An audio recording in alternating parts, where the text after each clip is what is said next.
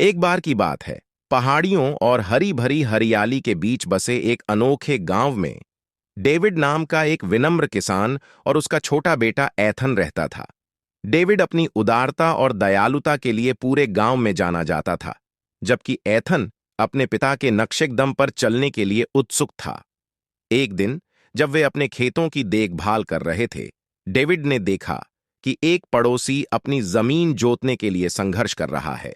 बिना किसी हिचकिचाहट के डेविड ने अपनी सहायता की पेशकश की और दोनों ने मिलकर कार्य पूरा किया। एथन ने अपने पिता के निस्वार्थ कार्य को प्रशंसा के साथ देखा और जरूरतमंदों की मदद करने का मूल्य सीखा। जैसे ही वे घर लौटे, डेविड ने एथन को करुणा और सहानुभूति का महत्व समझाया और उसे सिखाया कि दयालुता के सबसे छोटे संकेत भी किसी के जीवन में बड़ा बदलाव ला सकते हैं। अपने पिता की शिक्षाओं से प्रेरित होकर एथन ने दूसरों की मदद करने के अवसरों की तलाश शुरू कर दी। वह बुजुर्ग ग्रामीणों को उनके काम में मदद करता था, अपने सहपाठियों की मदद करता था और यहां तक कि अपना दोपहर का भोजन उन लोगों के साथ साझा करता था जिनके पास कुछ नहीं था।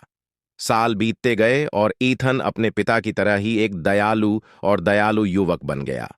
उनकी दयालुता के कार्यों ने पूरे गांव में एक लहर पैदा कर दी। जहां भी वे गए, गर्मजोशी और सद्भावना फैल गई।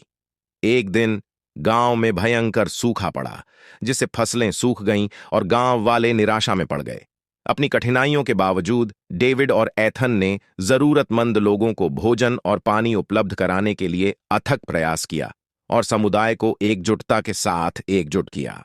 उनकी अटूट उदारता और करुणा ने न केवल गांव को संकट से उबरने में मदद की, बल्कि दूसरों को भी जब भी संभव हो मदद के लिए हाथ बढ़ाने के लिए प्रेरित किया।